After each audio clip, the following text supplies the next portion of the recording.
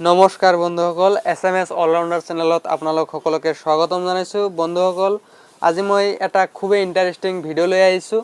যিসকল ছাত্ৰ ছাত্ৰীয়ে এইবাৰ এইচএছ ছেকেণ্ড ইয়াৰত পঢ়ি আছে তেওঁলোকৰ বাবে নিশ্চয় তেওঁলোকে ভাবি আছে কেনেকৈ এইচএছ ছেকেণ্ড ইয়াৰৰ কাৰণে প্ৰিপাৰেশ্যন ল'ম, কেনেকৈ পঢ়িলে এইচএছ ছেকেণ্ড ইয়াৰত ভাল মাৰ্কছ পাব পাৰি।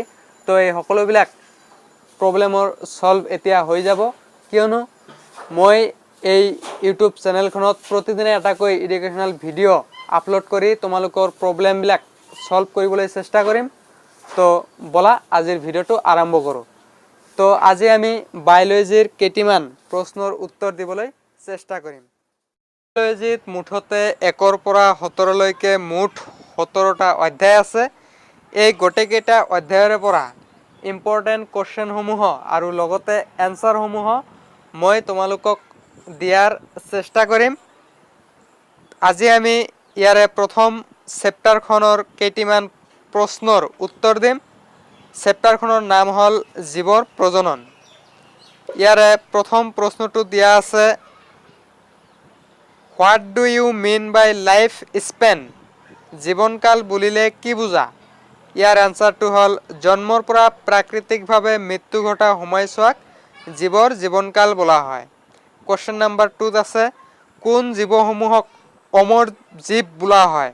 ইয়াৰ এনচাৰটো হ'ল যিবিলাক অণুজীৱ মৃত্যুৰ পূৰ্বে দ্বিবিভাজন পদ্ধতিত বিভাজিত হৈ দুটা অপত্যকক সৃষ্টি কৰে, সেইবিলাকৰ মৃত্যু নহয় ভাৱে এই জীৱসমূহক অমৰ বোলা হয়।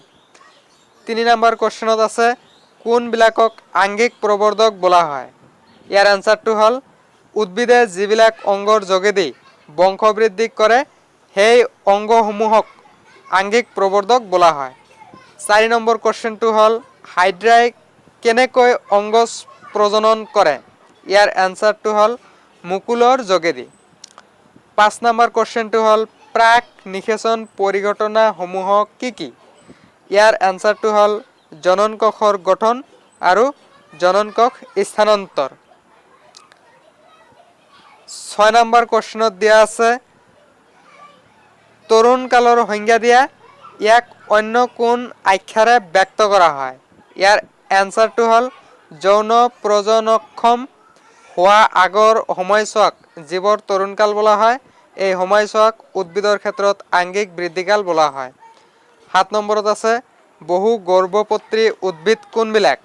ইয়াৰ এনচাৰটো হ'ল গৰ্ভাশয় আৰু স্ত্ৰী স্থৱকৰ চক্ৰটোত যেতিয়া এটাতকৈ বেছি গৰ্ভপুত্ৰ স্ত্ৰী স্থৱকত থাকে তেতিয়া তাক বহু গৰ্ভপত্ৰী উদ্ভিদ বোলে, যেনে গোলাপ, জলকীয়া ইত্যাদি। 8 নম্বৰত কৈছে, জননকোষ গঠন কাক বোলে? ইয়াৰ এনচাৰটো হ'ল পুং আৰু স্ত্ৰী জননকোষ গঠন প্ৰক্ৰিয়া মানে শুক্ৰাণু আৰু ডিম্বাণু গঠন প্ৰক্ৰিয়াক জননকোষ গঠন প্ৰক্ৰিয়া বোলা হয়। 9 নম্বৰৰ কুৱেশ্যনটো হ'ল কামচক্ৰ কোনবিলাক জীৱৰ ক্ষেত্ৰত দেখা যায়? ইয়াৰ এনচাৰটো হ'ল গৰু, ভেড়া, নিগনি, হৰিণ, কুকুৰ, বাঘ আদি প্ৰাণীৰ ক্ষেত্ৰত কামচক্ৰ পৰিলক্ষিত হয়। ভিডিঅ'টো যদি ভাল লাগি থাকে তেতিয়াহ'লে ভিডিঅ'টোৰ ওপৰত এটা লাইক কৰিব আৰু লগতে কমেণ্ট কৰি আপোনাৰ মতামতটো জনাই দিব। আৰু যদি এনেকুৱা ধৰণৰ ভিডিঅ' আপুনি পাবলৈ খোজে তেতিয়াহ'লে এই চেনেলটো ছাবস্ক্ৰাইব কৰি ৰাখিব আৰু লগতে বেল আইকনটোও দবাই দিব, কিয়নো যেতিয়া আমি নতুন কিবা ভিডিঅ' আপলোড কৰিম লগে লগে আপুনি নটিফিকেশ্যনটো পাই যাব। Thank U for